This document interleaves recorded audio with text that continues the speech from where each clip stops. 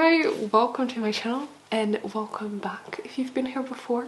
Yeah, the year is almost finished. It's right before Christmas when I'm filming this, and I'm also pretty convinced that I'm gonna read another book this year that is gonna break into my top 5.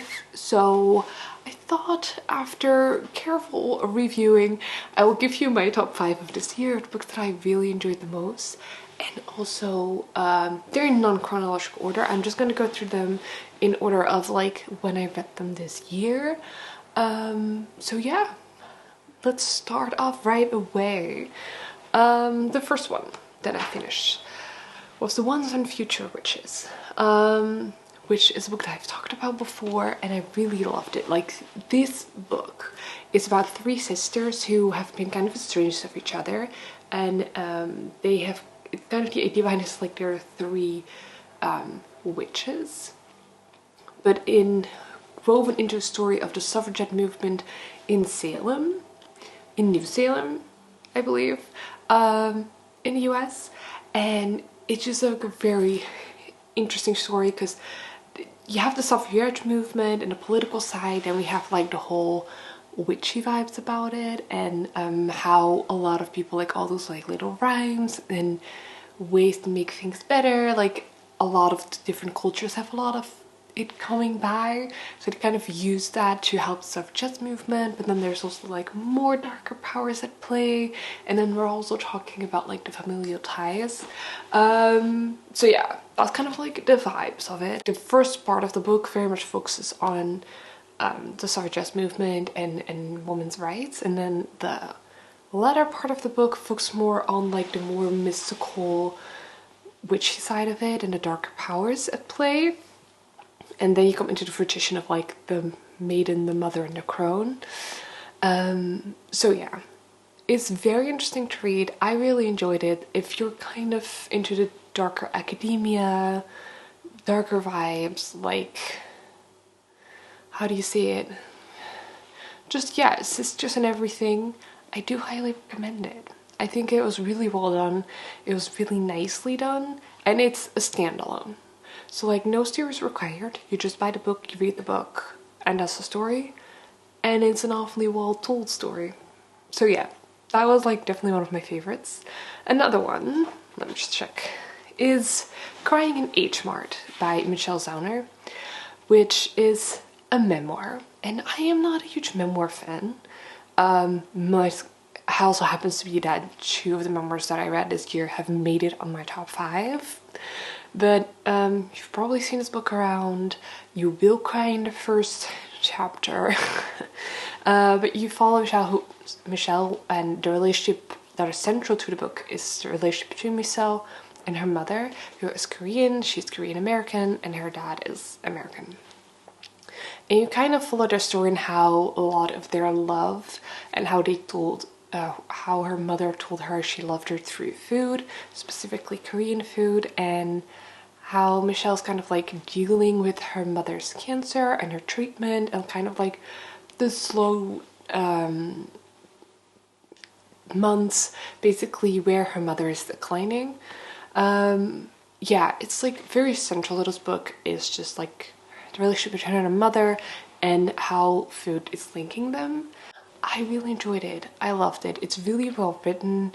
It's very personal, but you feel you get a view into her life. She explains it very well, and it's you have the struggles and the good moments, and I feel they kind of really well help each other out to really bring the beautiful coherent story just about family and life and love. The third book that I really loved was Know My Name by Chanel Miller, also memoir. So just a memoir that's made it in my top 5. I will say this will tell you enough. I'm not a huge annotator, but there are a lot of tabs here. So yeah, I did really read it with a lot of interest. It's about Chanel Miller and her experience through the whole case of Stanford and sexual assault that she's experienced. And the book mostly, obviously that is also the trigger warnings. If those are things that you'd rather not read, or it triggers some of you, do not read this. But if you feel I just want to understand more, or just feel more her as a woman and to what it sometimes is like to walk the streets. This one, she now has like, it was a, I don't know how to explain, like she has a really great way of telling her story, and it feels very personal, and you at the same time, like it's a very personal story, but it's also a very universal story. So yeah, it is a bit of a heavier book. I think this is the heaviest book on my list and probably one of the heaviest books that I've read this year. Don't regret it, obviously. It's not in my top 5 for nothing. But I do want to like make people aware of like there are definitely, it's a Stanford case, there are very definitely trigger warnings there. But otherwise, highly recommend this book. Then we have the fourth one, which is let me see, Ninth House by Leigh Bardugo, which is fantasy fiction. So Leigh Bardugo, Ninth House, loved it.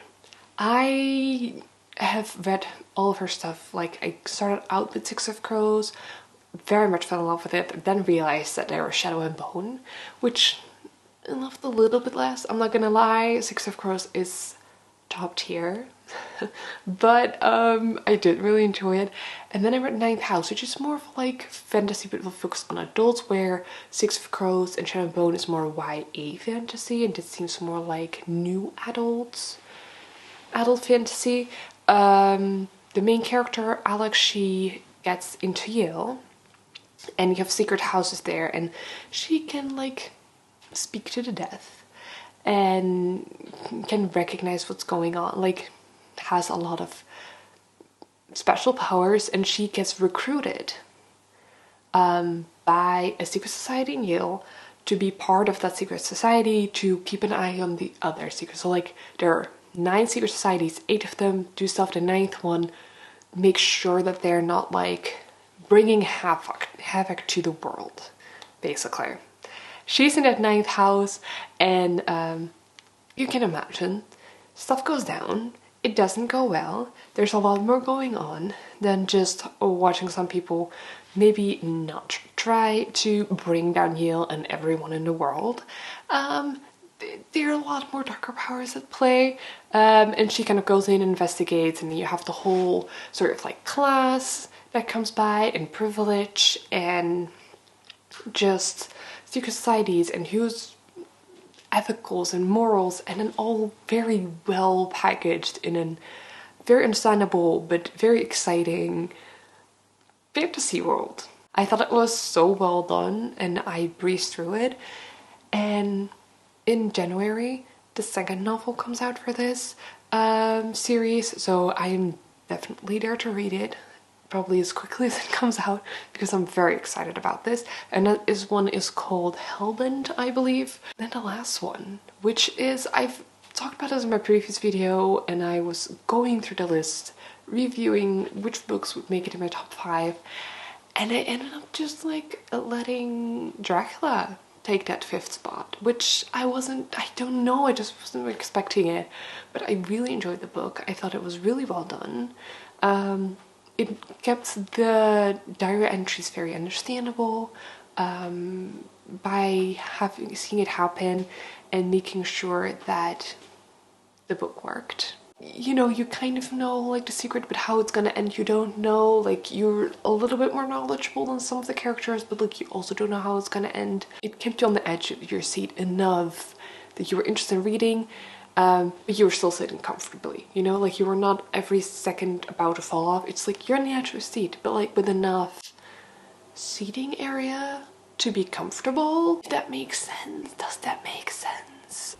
Okay, so I was editing it, and I realized that I forgot half the things. Like, and I wrote it down on a piece of paper. So we have number 6, which is a tradition by Jericho. This is a poetry bundle. Loved it. It was amazing. I think I got a little bit into poetry at the beginning of this year, and this poetry bundle just like solidified it for me.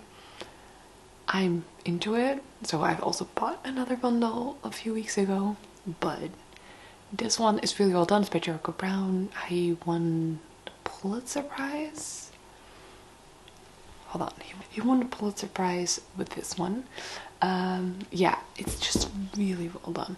It talks about poems between, it's mostly focused on the African-American experience in the US and how he feels now and what it was in the past, and just, I think it's one of those things that he has a really well thing of creating worlds in a few lines. Like in one poem, he can create and set the scene, make you understand what he's going through, and take you along with that. And he can do that in a few sentences with a few lines in one page, feel along with what he's experiencing. So I don't know, I was reading it and I was floored and I loved it and I thought it was amazing. So also like probably one of my favorite books of this year. So that's the last honorable mention that I have for this year of all the books that I've read. I hope you guys enjoyed the video. Yeah, and leave down below your favorite books of this year, because I'm always looking for good reads and things that I really enjoy to read. So yeah, leave them down below, and I'll definitely check it out. And then I'll see you guys again next time. Thank you so much for watching. Bye.